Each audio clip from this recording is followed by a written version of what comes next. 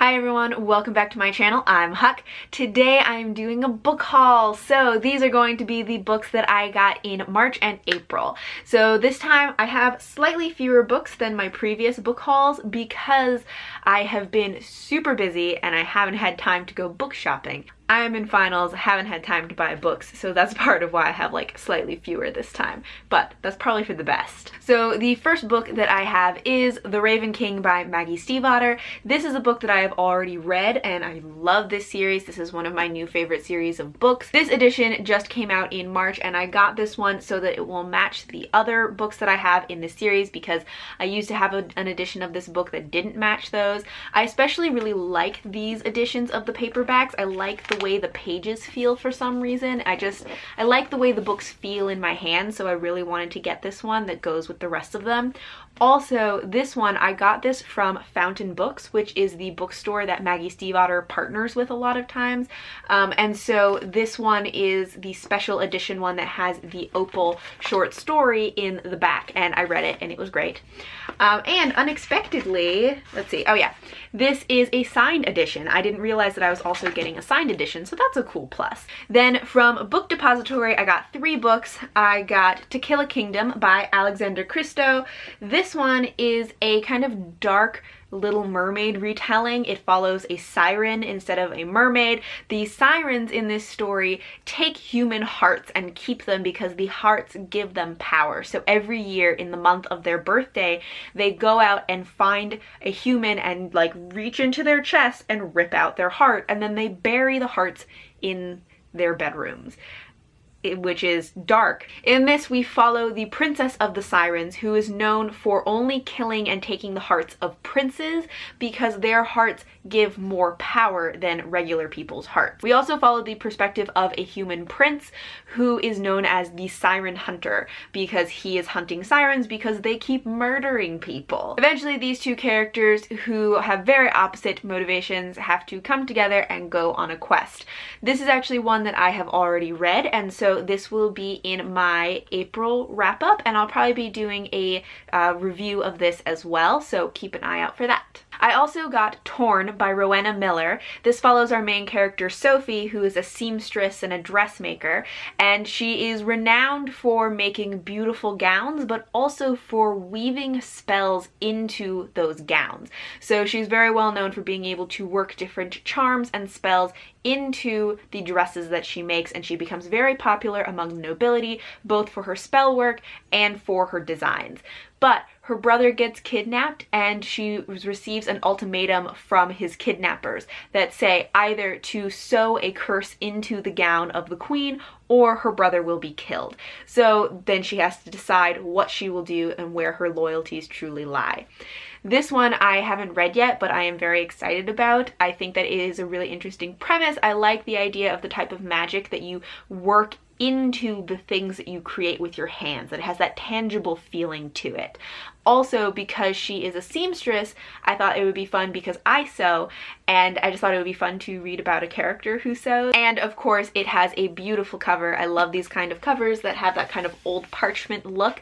And I don't know how well you can see it, but on the cover here, these are all sewing needles, and then there's like blood dripping down the needles. So I just really loved it, and that's what kind of made me be like, I need this now. Like right now, because it's so pretty. And then I also got The Queens of Ennis Lair by Tessa Grattan. This is one that I've actually seen quite a few people talking about, but it has a different cover because I got the UK edition cover because it is so pretty.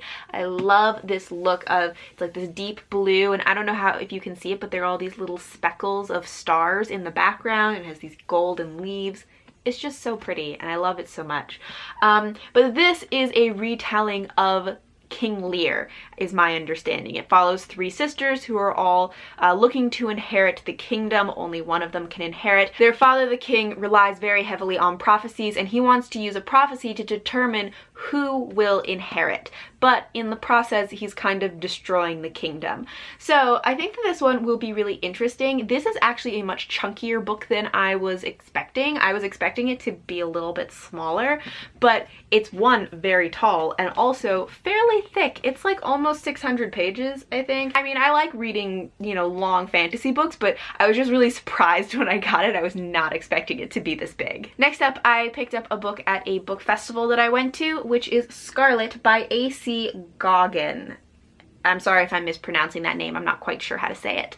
But this one, I went to the Nova Teen Book Festival in March, which was really fun to go to. The author of this book was there, so they had her books on the tables, and this book came out a while ago. She had a new book recently come out, which is why she was at the festival, but I saw this one on the table, and it is a Robin Hood retelling, and I really like Robin Hood stories. I love retellings in general, and so I thought I would pick this up because I'm always up for finding a new Robin Hood retelling. Then I got a couple books at a used bookstore, so when I go to used bookstores, I usually buy like a million books because they're so cheap, and I'm like, obviously I need it, and also it's $1. But this time I restrained myself and I only got 3 books, so I was quite proud of myself. So the first one that I picked up is The Secret of Platform 13 by Eva Ibbotson, and this is actually a book that I listened to the audiobook of this when I was very little, and I really liked it. I don't remember it that well. I just remember thinking that it was really fun. So this is like a middle grade fantasy-esque, it's not like a high fantasy, but it is a fantasy book. All I really remember from it is that I think it takes place in a train station, and that there's like a magical platform. I think platform 13 is like a magical platform with a door to a magical world or something like that. I don't know, I picked it up because I thought it would be really fun to reread it and relive this book that I really loved when I was a kid. Next, I got Shatter Me by Tahereh Mafi. This is one that I've actually never read this book, even though it is a very popular series.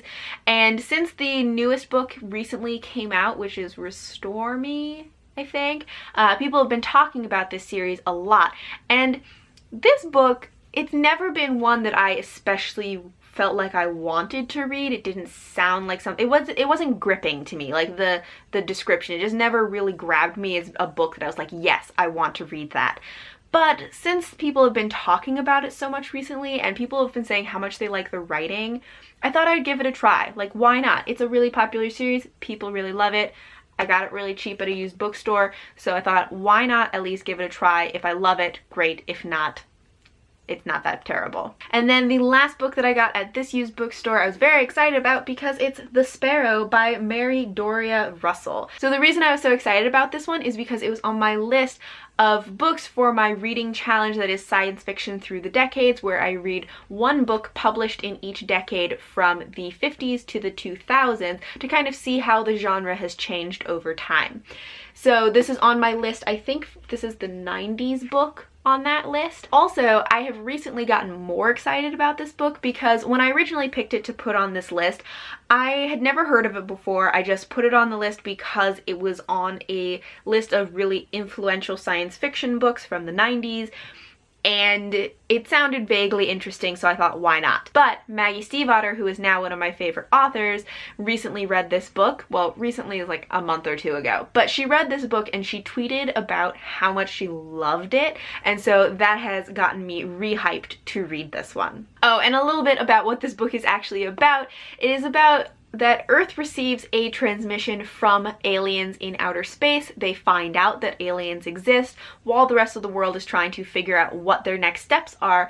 A group of Jesuits go out into space to find these aliens, and so they are actually the first contact that humanity has with these aliens, and it's kind of about like what happens and what they find out there. So I thought it sounded kind of interesting. Then I picked up a book at Barnes & Noble, which again, I was like pretty pleased with myself that I went into a Barnes & Noble and only came out with 1 book.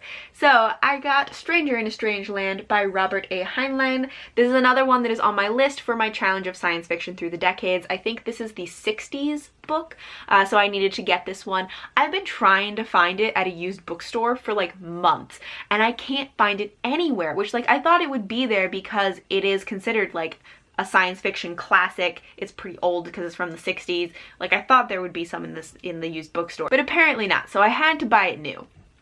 Anyways, this book I believe is about a man who grew up on Mars and then comes to Earth and has to learn how to live as a human on Earth.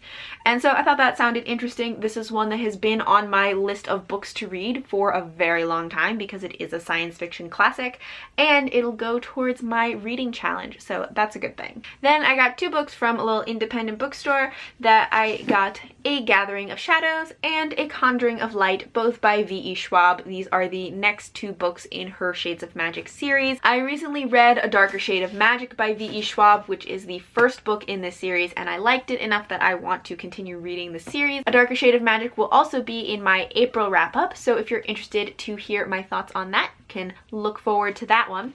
But I wanted to get the next 2 books in the series, and these are actually a bit bigger also than I was expecting, especially Conjuring of Light. This is like, I think, just over 600 pages, and this is a little chunkier than I was expecting, so these are not going to be quite as easy to just like zip through as I thought. And then finally I went to a local book festival, and there's actually a used bookstore right on the same street as the outdoor book festival, and I went in there and I got 2 books of poetry.